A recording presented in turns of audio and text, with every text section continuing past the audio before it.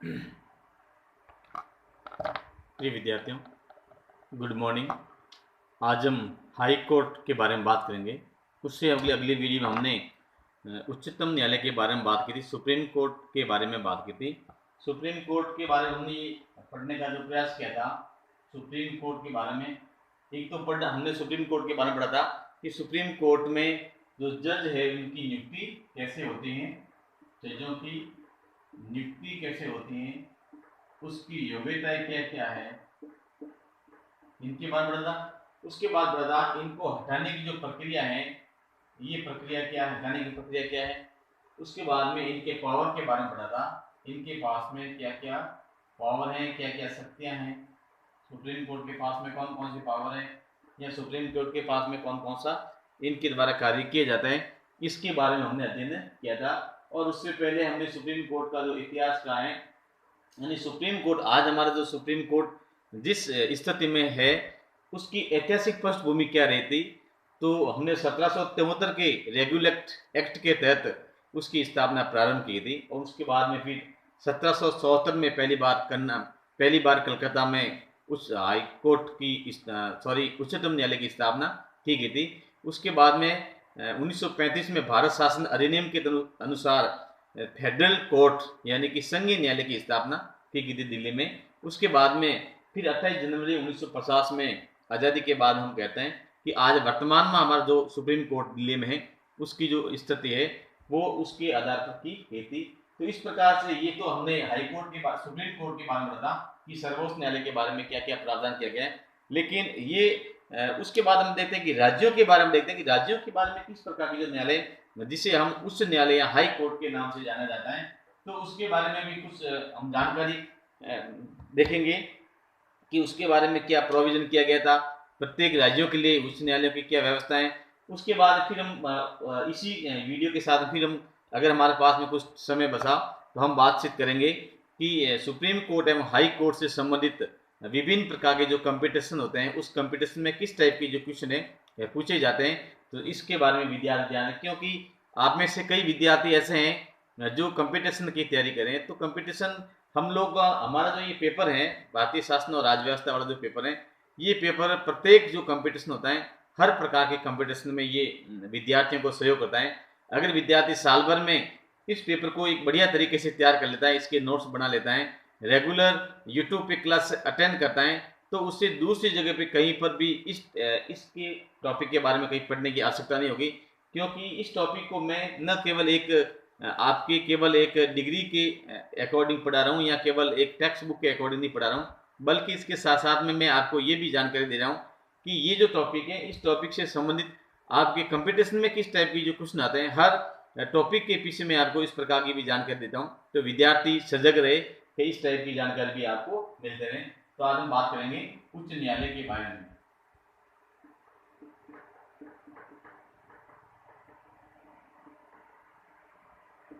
High court, तो high court के बारे में हम बात करते हैं कि जो जिस प्रकार से पूरे देश में एक हमारा जो सुप्रीम कोर्ट है, तो ये सुप्रीम कोर्ट एक हमारी एकल जो न्यायिक स्थिति है।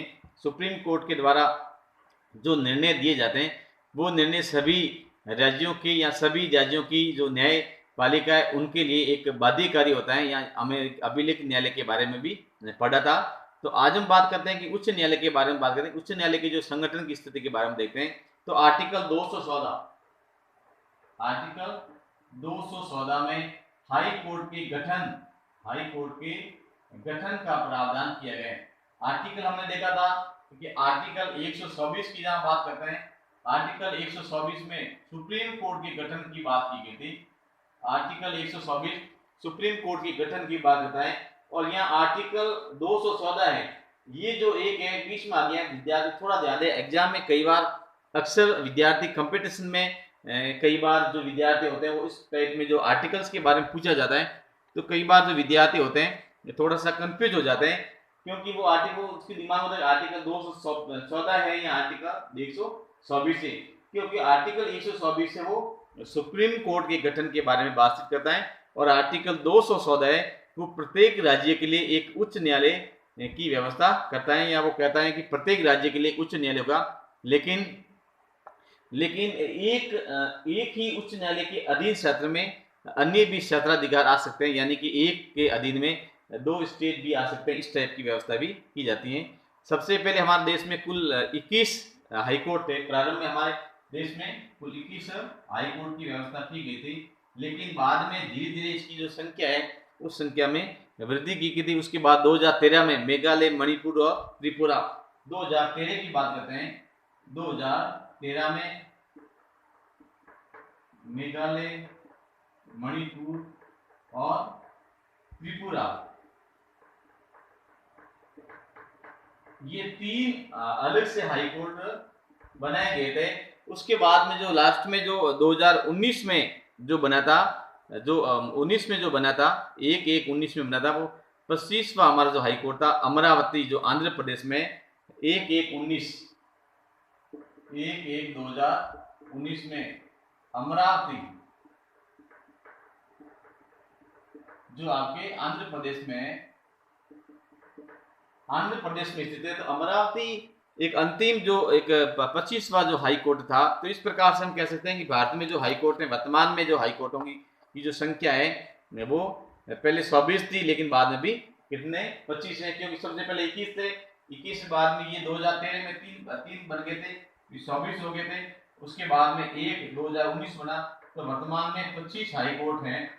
एक तो विद्यार्थी ये ध्यान दें कि अगर इस टाइप का जो प्रश्न कंपटीशन में पूछा जाता है कि वर्तमान में भारत में कुल कितने उच्च न्यायालय हैं, तो वर्तमान में भारत में कुल 25 उच्च न्यायालय, इसके बारे में जानकारी रखें।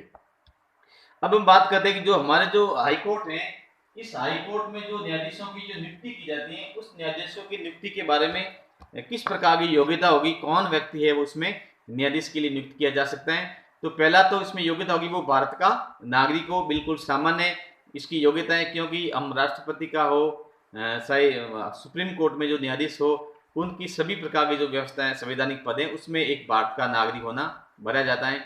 10 वर्ष तक उच्च न्यायालय में अधिवक्ता एडवोकेट के रूप में कार्य किया गया हो, यानी 10 साल तक हाईकोर्ट में एडवोकेट के रूप में काम किया हो, या फिर 10 साल तक कोई भी न्यायिक पद पर काम किया गया हो, जैसे आरजेएस राजस्थान की जहां बात करते हैं कि 10 साल तक अगर कोई व्यक्ति आरजेएस के पद पर काम किया है, तो उस व्यक्ति को राजस्थान हाईकोर्ट में न्यायाधीश की नियुक्ति की जा सकती है। तो इस टाइप में जो व्यवस्था की गई।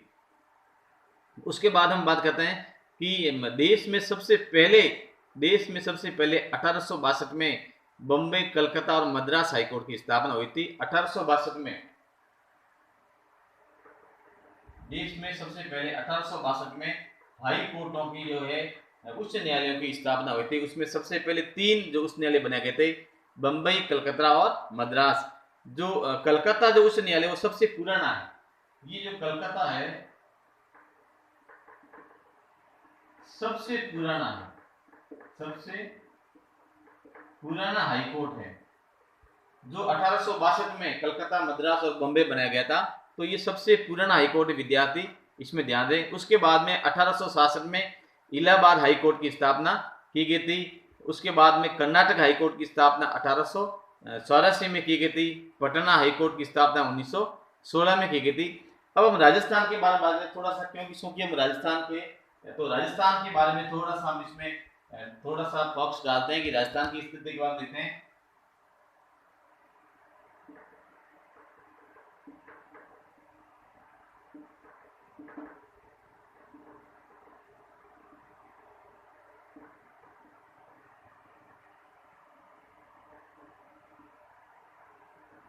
हमारा जो राजस्थान हाई कोर्ट है, तो इसके बारे में हम थोड़ा सा बॉक्स डालते हैं कि राजस्थान हाई कोर्ट, क्योंकि इसके बारे में कई बार जो राज्य लेवल की जो एग्जाम होते हैं उसमें कई बार पूछे जाते हैं। तो उसमें देखते हैं कि राजस्थान जो हाई कोर्ट है, इसकी जो स्थापना है ये 1949 में थी। विद्यार्थी ध्यान रहे, राजस्थान हाई कोर्ट की स्थापना 1949 में राजस्थान हाई कोर्ट की स्थापना हुई थी। विद्यार्थी ध्यान दें। और वर्तमान में हमारे जो राजस्थान हाई कोर्ट में जो जज है 1+49, यानी कि एक तो राजस्थान हाई कोर्ट का मुख्य न्यायाधीश है, उसके बाद में 49 व्यक्ति है। तो इस प्रकार से कह सकते हैं कि ये अन्य जज है, ये तो सीजे है और ये अन्य जज है। ये 29 29 अगस्त, तो विद्यार्थी ध्यान दें, 29 अगस्त 1949 को राजस्थान की हाईकोर्ट की बात हम करें कि इसकी जो इतिहास क्या रहा है, तो राजस्थान हाईकोर्ट की जो स्थापना है 29 अगस्त 1949 को इसकी स्थापना हुई थी। सवाई मानसिंह द्वितीय ने राजस्थान उच्च न्यायालय का उद्घाटन किया था और उस समय इसमें कुल 12 जज थे। उस समय उसमें कुल 12 जज थे। एक तो हाईकोर्ट का मुख्य न्यायाधीश था और 11 अन्य जज थे। उसके बाद में 1958 में जयपुर बेंच को समाप्त किया गया था। उसके बाद में 1977 में पुनः जयपुर बेंच को स्थापित किया गया था। उसके बाद में 1977 से जोधपुर है हमारी जो मुख्य पीठ है, जोधपुर है हाईकोर्ट है वो मुख्य पीठ है, और जयपुर है जयपुर खंडपीठ है, जयपुर खंडपीठ है। विद्यार्थी ध्यान रहे, कई बार कंपटीशन के प्रश्न पूछे जाते हैं कि राजस्थान हाईकोर्ट की स्थापना कब हुई थी, तो राजस्थान हाईकोर्ट की स्थापना 29 अगस्त 1949 में हुई थी। उसके बाद में वर्तमान में राजस्थान हाईकोर्ट की मुख्य पीठ कौन सी? राजस्थान हाईकोर्ट की मुख्य पीठ जोधपुर में, जबकि इसकी खंडपीठ है वो जयपुर में। उसके बाद में आर्टिकल 216 के तहत हाईकोर्ट के न्यायाधीशों की संख्या में राष्ट्रपति परिवर्तन भी कर सकता है, यानी कि इसकी संख्याओं का निर्धारण करने का जो दायित्व है वो राष्ट्रपति का होता है। राजस्थान हाईकोर्ट में वर्तमान में एक मुख्य न्यायाधीश सहित 49 अन्य न्यायाधीश है, यानी कि 50 राजस्थान में एक मुख्य न्यायाधीश है प्लस 49, यानी कि वर्तमान में 50 राजस्थान में है ये।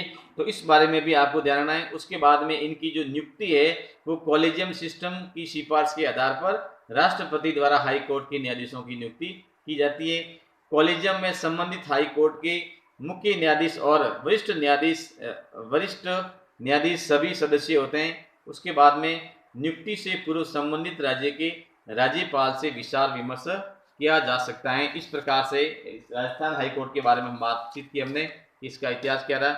उसके बाद में कुछ अन्य हाईकोर्ट के बारे में भी हम बात करेंगे, उसके क्षेत्राधिकार के बारे में बात करेंगे। जैसे बम्बई हाईकोर्ट की बात करते हैं, इसका नाम है बम्बई हाईकोर्ट है। इसका जो अधिकार क्षेत्र है इसमें महाराष्ट्र, नागर हवेली, गोवा और दमन द्वीप हैं। कलकत्ता हाईकोर्ट में पश्चिम बंगाल और अंडमान निकोबार द्वीप समूह शामिल है। उसके बाद में एर्नाकुलम हाईकोर्ट जो केरल में है, उसमें केरल और लक्षद्वीप हैं। चंडीगढ़ हाईकोर्ट पंजाब, हरियाणा, चंडीगढ़ है। गोवा हाईकोर्ट है, गोवा हाईकोर्ट में असम, अरुणाचल प्रदेश, नागालैंड और मिजोरम आते हैं। सबसे अधिक न्यायाधीश इलाहाबाद हाईकोर्ट के हैं, उसमें 160 है, और सबसे कम न्यायाधीश सिक्किम में जिसमें केवल 7 या 8 हो सकते हैं। तो इस प्रकार से ये राजस्थान ये हाईकोर्ट के बारे में इसका एक विवरण दे रखा था। उसके बाद में हम थोड़ा सा फोकस करेंगे कि सुप्रीम कोर्ट के बारे में या सर्वोच्च न्यायालय के बारे में किस टाइप की जो प्रश्न है एग्जाम में, कंपटीशन एग्जाम में पूछे जाते हैं। तो जैसे पहला एक प्रश्न मैं पूछता हूँ, जैसे भारत में न्यायालय की स्थापना कब हुई थी, यानी कि भारत में न्यायालय है उसकी स्थापना या सर्वोच्च न्यायालय की स्थापना सबसे पहले किस एक्ट के तहत हुई थी?